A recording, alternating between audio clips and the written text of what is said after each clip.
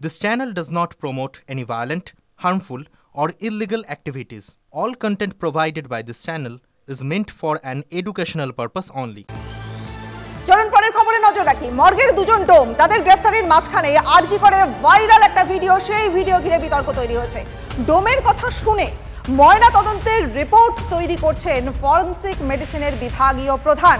Viral ভিডিওয় মৃতের ময়না তদন্তে head ডোম সন্তোষ মল্লিকের উপস্থিতিতে তৈরি হয়েছে বিতর্ক। ভাইরাল ভিডিওয় দেখা যাচ্ছে যে মৃতের দেহের ওজন, মাথায় আঘাতের বিবরণ এগুলো দিচ্ছেন ডোম, আর সেই শুনে রিপোর্ট তৈরি করছেন বিভাগীয় প্রধান। আর একটা ভিডিওতে মর্গের মেঝেতে শোয়ানো দেহ ফরেনসিক মেডিসিনের চিকিৎসকের মতো করেই একেবারে নিরীক্ষণ করছেন ডোম। ডোমের ভরসায় তৈরি হচ্ছে কি ময়না তদন্তের রিপোর্ট। ডোম কিভাবে ময়না তদন্তে আসা মৃতদেহের শরীরের বাইরের ভিতরের এই আঘাতগুলোকে পরীক্ষা করছেন, তিনি কি ফরেনসিক এক্সপার্ট? আরজি করে ঠিক এভাবেই কি তৈরি হয় ময়না তদন্তের রিপোর্ট? দুই ভাইরাল ভিডিও, এই ভিডিও দুটোকে ঘিরে অস্বস্তিকর প্রশ্নের মুখে পড়েছে আরজি কর্তৃপক্ষ।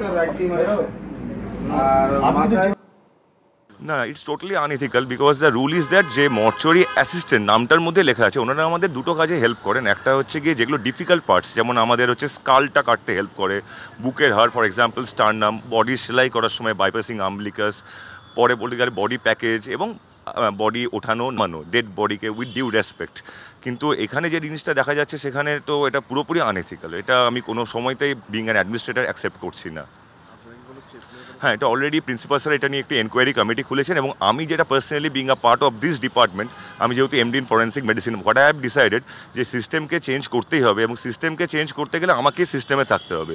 So from 1st of December, besides being MSBP, আমি রেগুলার ইন্টারভেলে আরজি কর মেডিকেল কলেজে পোস্টমর্টম নিজেই আমি করব।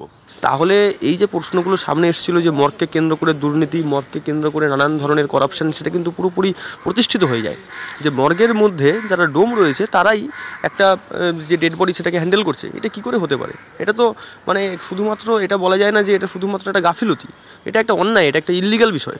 তাহলে এই জিনিসটা সামনে আসা মানে এটা কবেকার আমি জানি না, এটা যদি এখনকার হয় তাহলে তো এটা আরও বেশি বরং মানে চিন্তার বিষয় যে এত কিছুর পরেও কি করে এইভাবে একটা জিনিস হতে পারে। এই যে ভাইরাল হওয়া ভিডিওগুলো, সেগুলো বেশ কিছু প্রশ্ন চিহ্ন তৈরি করছে। তিলোত্তমা কাণ্ডে ময়না তদন্তের পদ্ধতি ঘিরেও কিন্তু প্রশ্ন উঠছে। বিষয়টি সিবিআই তদন্তের আওতাধীন রয়েছে। আর এর মধ্যেই গত বছরের দুই ভিডিওয়ে প্রশ্নবাণে বিদ্ধ আরজি করের ফরেনসিক মেডিসিন বিভাগ। ঘটনার তদন্তে কমিটি গঠন আরজি কর কর্তৃপক্ষের। they are responsible for it at the end of the day. তাদের দায়িত্বের মধ্যে পড়ে এটা, এবং তাদের জবাব দেওয়া উচিত।